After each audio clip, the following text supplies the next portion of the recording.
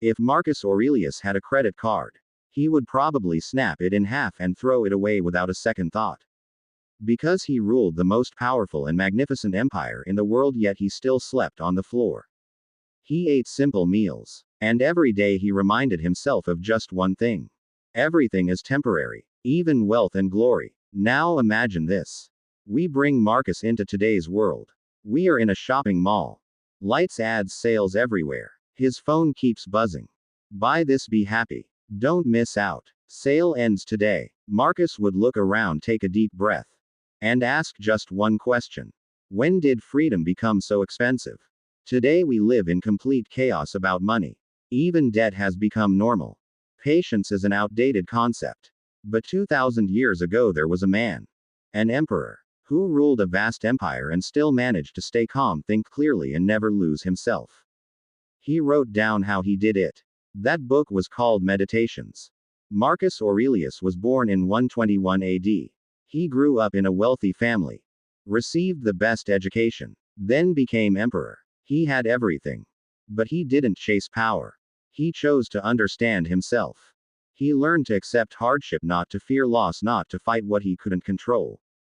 In other words, he lived a stoic life. He saw wars, betrayals, plagues, economic collapses, and crises. But his writings always stayed the same.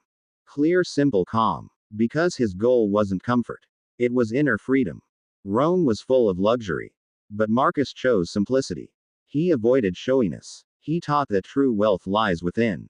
That even if the world goes mad, staying honest. That's real wealth. Today Stoicism is popular again. But we misunderstand it.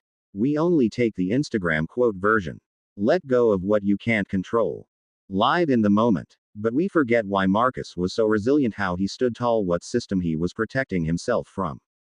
And that system. Today it's much bigger. And much sneakier. Because today's system doesn't just buy your money. It buys your emotions. Credit card rates are sky high. Everyone's buying things. But no one knows why. Because now everything is driven by triggers. Ads, comparisons, dopamine hits. The result? People who look rich but live paycheck to paycheck. Anxious, tired, always wanting more. And that's exactly why the system works. But that's where Stoicism comes in. It's not about suppressing emotions. It's about refusing to be ruled by them.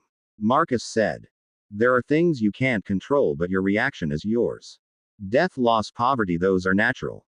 But desires, expectations, comparisons, those are the roots of suffering. This isn't just a philosophy. It's a defense system. And it still works today. Manage your money like Marcus managed his power. Live for freedom, not for status. Don't panic when the market crashes. Don't rush to buy the new model.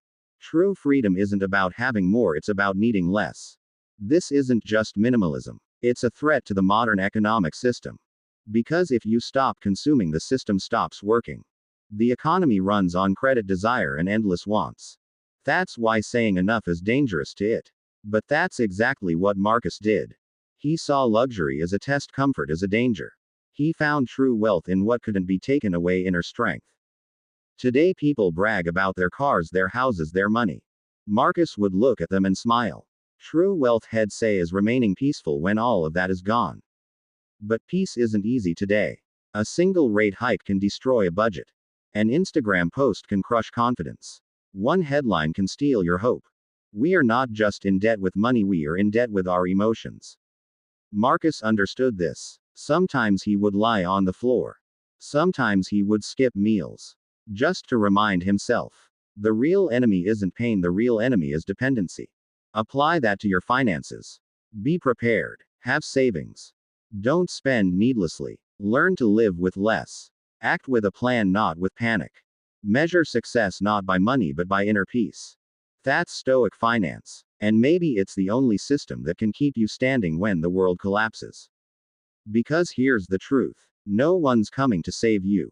Not the government, not the bank, not the market. Marcus didn't wait for anyone. He started with himself. With his mind, his habits, his expectations. Your power starts there too. You don't need to be a financial expert. You just need clarity. What do you really need? What are you afraid of? Whose life are you living? Most people never ask those questions. That's why the system loves them. But you're here because you noticed. Something feels wrong. The success story they sold you isn't really yours. Maybe the solution isn't a new app or a finance tip. Maybe the solution lies in ancient wisdom, practiced quietly every day. When markets crash, breathe. When prices rise, simplify. When social media tempts you to spend, refuse. When fear drives you, pause. Because financial freedom isn't found in what you earn.